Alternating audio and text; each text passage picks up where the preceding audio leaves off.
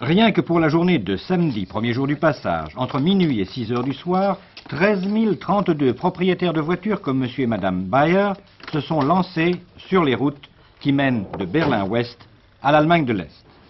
Car les accords de passage, déjà valables à Pâques et renouvelés à la Pentecôte, ont provoqué une ruée des Berlinois. Et à l'une des sorties de Berlin-Ouest, dès 6 heures du matin, la queue sur l'autoroute s'allongeait sur 9 km jusqu'au point de passage de Dreilinden en direction de Leipzig et Magdebourg en Allemagne de l'Est. On estime à 700 000 le nombre des Berlinois de l'Ouest, un tiers de la population, qui sera allé à l'Est pendant ces vacances de Pentecôte. Bien entendu, on passe aussi tout simplement de Berlin-Ouest à Berlin-Est, exemple Invalidenstraße. Qui allez-vous voir à Berlin-Est? Mon père et ma tante. Vous êtes originaire de Berlin-Est? Oui, je suis berlinois.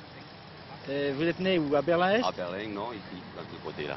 Bon, mais il n'y avait pas encore de Berlin-Est et Berlin-Ouest. Il y avait un Berlin dans ce temps-là où je suis né. Est-ce que vous pensez qu'avec les accords entre l'Allemagne de l'Est et l'Allemagne de l'Ouest, la situation de Berlin-Ouest va s'améliorer? Ah, naturellement. Naturellement. Et c'est ça ce qu'on voulait ici.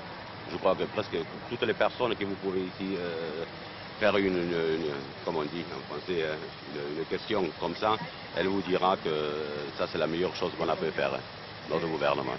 Monsieur Brand, Monsieur Brand et Monsieur Schey, ça c'est des politiciens qui, je veux dire qu'ils voient les réalités. On passe aussi à pied par dizaines de milliers à Oberbaumbrücke, en attendant stoïquement sous la pluie le bon vouloir des faux pots, la police de l'Est, pas trop tatillonne cette fois-ci, dit-on.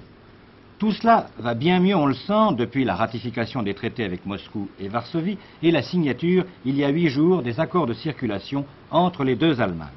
Alors, Berlin-Ouest respire-t-il un peu mieux? Est-ce que vous pensez que désormais vous vous sentirez moins enfermé à Berlin-Ouest? Est-ce que vous pensez que la vie sera plus agréable? Non, certainement pas, parce que nous ne nous sentons pas enfermés à Berlin.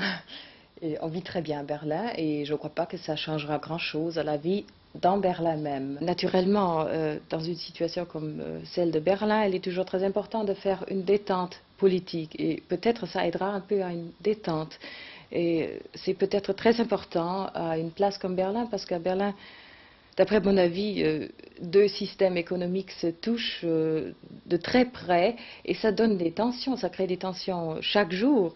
Alors je trouve que chaque effort de détente est très important. Le sinistre mur de Berlin va-t-il perdre peu à peu son utilité, si l'on ose dire?